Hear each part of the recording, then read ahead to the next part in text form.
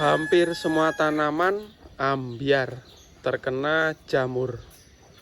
Walaupun ada sebagian kecil yang membawa brokoli bunga. Jadi dalam video kali ini teman-teman mau saya bagikan pengalaman saya menanam anggur impor. Dan ini adalah sebuah tantangan bagi saya, adalah sebuah kesenangan walaupun hampir ambyar. Tuh bekas terkena jamur-jamur. Nah sebelum saya lanjut teman-teman, video ini adalah video dokumentasi saja sebagai hiburan juga. Mungkin teman-teman ada yang berguna ya, atau ada masukan bisa ditulis di kolom komentar. Oke, jadi dalam video saya sebelumnya pernah saya jelaskan, ini sebelum bulan puasa dulu ya, saya coba nanam anggur dan kedanan. Saya menanam banyak sekali. Nah karena pada awalnya itu saya beli 2 bibit, ternyata saya buat history atau status ya, banyak sekali yang pengen. Akhirnya saya ambil 50 batang bibit dan banyak sekali teman-teman peminat. Jadi ambil 50 batang itu nggak ada 1 minggu itu habis. Terus saya coba lagi. Nah akhirnya saya penasaran berkebun atau mengembunkan tanaman jenis anggur tersebut teman-teman. Nah setelah itu ada pengalaman. Jadi punya saya yang udah dulu ada buahnya pentil segini ya teman-teman ya, jenisnya ninil, itu ternyata laku 500.000 dengan tablampot 500.000. Saya rawat 3 bulanan penanaman atau 3 bulan 4 bulanan. Akhirnya saya ngembangin banyak dan dengan lahan sedikit teman-teman. Jadi di sini sangat terbatas sekali lahan saya. Di sini teman-teman lihat, ini perbatasan lahan saya, ini rumah saya ini. Kali ini rumah nggak kepake, coba saya manfaatkan. Akhirnya saya menggunakan ide planter bag atau boleh dibilang tabulampot. Nah, pada awal tanam ini saya meraba-raba, ternyata ada sebagian permasalahan kecil. Yang pertama tentang media. Jadi menanam anggur menggunakan media yang pas itu kunci utama. Jadi medianya harus pas dulu, dimana media itu penting bagi kelangsungan pertumbuhan. Jadi teman-teman utamakan medianya memenuhi syarat, yaitu kalau bahannya banyak sekali macamnya, yang penting utamakan poros atau gembur. Jadi dia suka air tapi dia airnya harus meresap teman-teman. Yang pertama itu. Jadi ada juga dulu yang pakai tanah, hanya tanah, nggak saya kasih sekam dan lain sebagainya. Itu pertumbuhannya lama sekali kayak gitu. Jadi makanya yang utama itu medianya.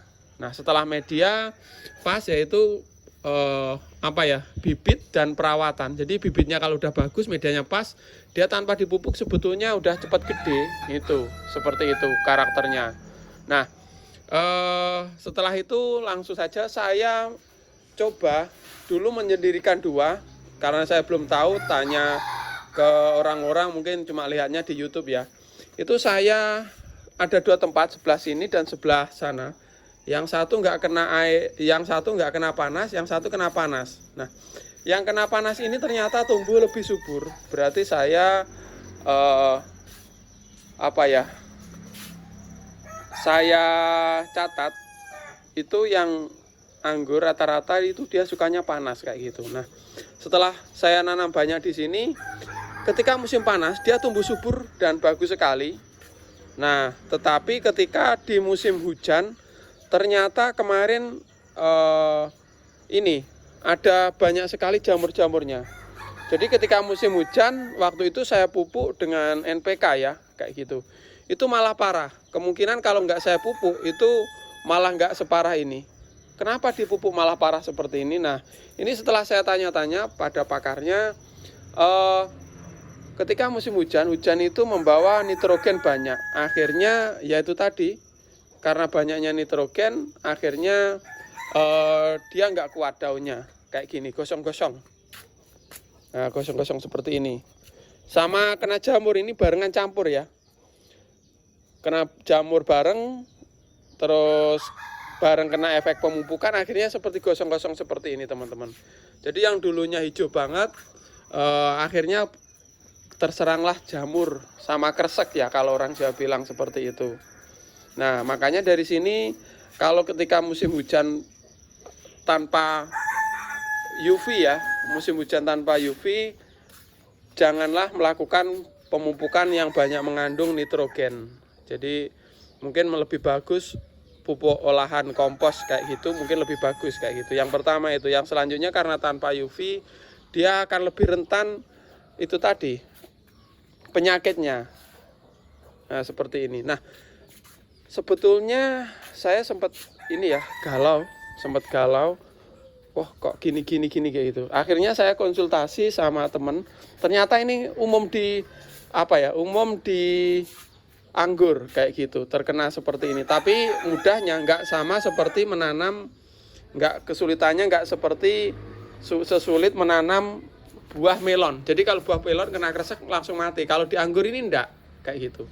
Jadi dia bertahan karena dia memiliki batang kayak gitu. Nah, kemarin kesalahan saya juga, itu saya iseng-iseng mangkas dengan ini usianya kemarin ketika kena kresek 3,5 bulan, sekarang 4 bulanan ya ini. Usianya 4 bulanan.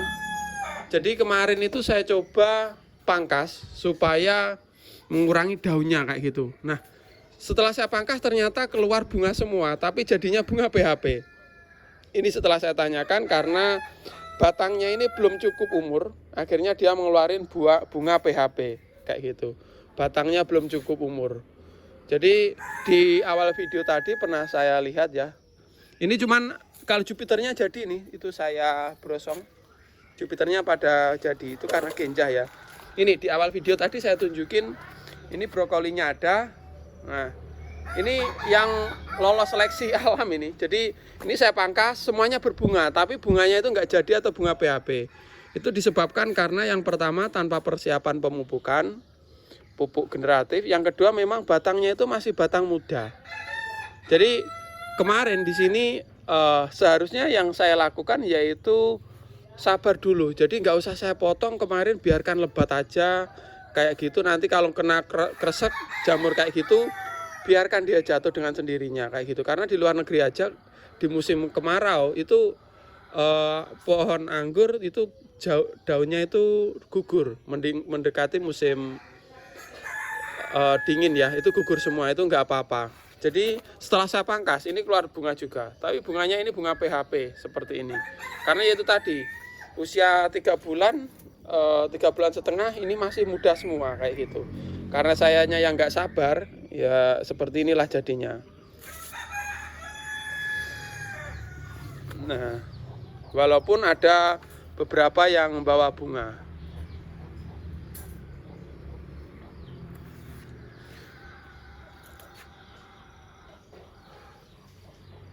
Jadi totalnya 10, 30, 35 planter bag ya. Ini tersebar sampai sana-sana juga.